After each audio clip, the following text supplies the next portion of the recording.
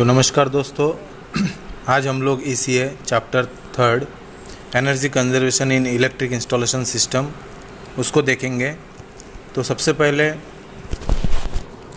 इसका जो सिलेबस है 3rd चैप्टर का energy conservation in electrical installation system, तो पहला जो सब टॉपिक है aggregated technical and commercial losses ATC power system eight state regional national and global level. तो ये पहला टॉपिक में हम लोग देखेंगे कि जो टेक्निकल लॉसेस क्या होता है या कमर्शियल लॉसेस क्या होता है। साथों साथ ये जो पावर सिस्टम है स्टेट लेवल में कौन सा पावर सिस्टम, रीजनल लेवल में, नेशनल लेवल में, ग्लोबल लेवल में ये जो पावर ट्रांसमिशन वगैरह या जो सिस्टम है वो क्या होता है, उसके बारे में ये पहला सब टॉपिक में देखेंगे। सेकेंड जो सब टॉपिक है technical losses causes and measures reduced by first controlling I²R losses, second optimizing distribution voltage, third balancing phase current, fourth compensating reactive power flow। तो सेकेंड जो सब टॉपिक है इसमें हम लोग देखेंगे कि टेक्निकल लॉसेस क्या होता है, उसके क्या कारण है, किन कारणों से होता है और उसको कैसे हम लोग रिड्यूस कर सकते हैं। इसमें ये 4 मेथड देखे हैं कि I²R लॉसेस कंट्रोल करके, ये जो डिस्ट्रीब्यूशन वोल्टेज है उसको ऑप्टिमाइज़ करके, और जो फेज़ करंट है 3 फेज़ में उसको बैलेंसिंग करके, फोर्थ जो है वो रिएक्टिव पावर को कंपेंसेट करके, रिएक्टिव पावर को मिनिमाइज़ करके इस प्रकार से लॉसेस कम कर सकते हैं। तो ये सेकंड सब टॉपिक है। थर्ड जो सब टॉपिक है commercial losses full fledge causes and remedies. तो ये कमर्शियल लॉसेस क्या है, उसमें क्या क्या आता है, किन कारणों से होता है और उसका क्या उपाय है ना, कमर्शियल लॉसेस को कैसे हम लोग एलिमिनेट कर सकते हैं, रिड्यूस कर सकते हैं। फोर्थ जो सब टॉपिक है एनर्जी कंजर्वेशन इक्विपमेंट। तो एनर्जी कंजर्वेशन क्या क्या इक्विपमेंट है, maximum demand controller, KVR controller, automatic power factor controller. तो ये जो है एनर्जी कंजर्वेशन इक्विपमेंट है। जो मैक्सिमम डिमांड कंट्रोलर ये पहला इक्विपमेंट है, KVR कंट्रोलर ये second, automatic power factor controller जिसको APFC भी बोला जाता है शॉर्ट फॉर्म में। तो ये 3 जो है एनर्जी कंजर्वेशन इक्विपमेंट, ये फोर्थ सब टॉपिक है। फिफ्थ जो सब टॉपिक है वो है energy conservation in lighting system. अब लाइटिंग सिस्टम में कैसे हम लोग एनर्जी कंजर्व कर सकते हैं उसके ऊपर ये सब टॉपिक में डिस्कस करेंगे।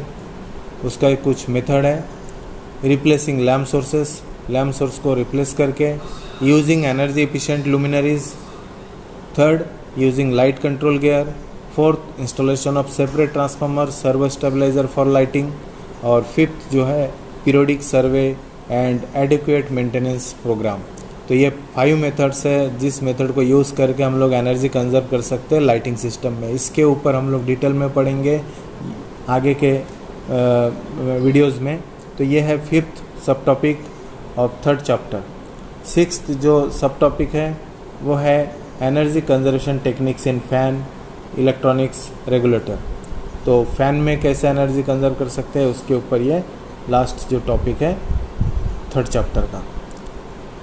तो इस प्रकार से सिक्स्थ जो है सब टॉपिक है उसके ऊपर हम लोग देखें, और मार्किंग स्कीम वगैरह पहले ही डिस्कस कर चुके हैं। तो सिलेबस का जो वीडियो है पहला वीडियो उसके वो देख सकते हैं। अब हम लोग देखते हैं पहला टॉपिक के ऊपर डिस्कस करते हैं types of losses in transmission and distribution system. तो क्या क्या लॉसेस रहता है ट्रांसमिशन और डिस्ट्रीब्यूशन सिस्टम में। तो मेनली जो है 2 टाइप का लॉसेस होता है ट्रांसमिशन डिस्ट्रीब्यूशन सिस्टम में। पहला जो है टेक्निकल लॉसेस, दूसरा जो है कमर्शियल लॉसेस। अब ये टेक्निकल लॉसेस क्या होता है, टेक्निकल लॉसेस जैसे कि करंट का लीकेज होना या ओपन सर्किट लॉसेस होना, डाइलेक्ट्रिक लॉस होना, कोरोना लॉस होना, हीटिंग ड्यू टू करंट, इस प्रकार से लॉस होना, और लॉसेस इन कॉन्ट्रैक्ट रेजिस्टेंस है ना। तो लॉसेस इन कॉन्ट्रैक्ट नहीं आएगा यहाँ पे, कॉन्ट्रैक्ट रेजिस्टेंस। तो इस प्रकार से ये जो 6 जो लॉसेस है इनको कहा जाता है टेक्निकल लॉसेस। क्योंकि इसमें जो है टेक्नोलॉजी की कमी की वजह से या फिर उसके फेल्यूर के वजह से, उसके कमी की वजह से ये जो लॉसेस हो रहा है, तो उसको कहा जाता है टेक्निकल लॉसेस। तो आगे जो है सेकंड जो है कमर्शियल लॉसेस। कमर्शियल लॉसेस में क्या क्या आता है? Making unauthorise extension of load, direct hooking. तो बिना अनुमति के हम लोग अगर लोड को ले, यानी जैसे कि इनडायरेक्टली जैसे बिजली की चोरी, उसको कमर्शियल लॉसेस में कहा जाता है। सेकंड जो है error in meter reading and recording, faulty meter. तो मीटर में अगर गलत रीडिंग नोट डाउन कर रहा है, अगर मीटर स्लो चल रहा है, उसका रीडिंग प्रॉपर नहीं आ रहा है, तो ये भी लॉसेस है, क्योंकि ये जो एनर्जी कंजम्पशन हो रहा है उसका रीडिंग जो है प्रॉपर नहीं आ रहा है, तो वो लॉसेस को कमर्शियल लॉसेस में गिना जाता है।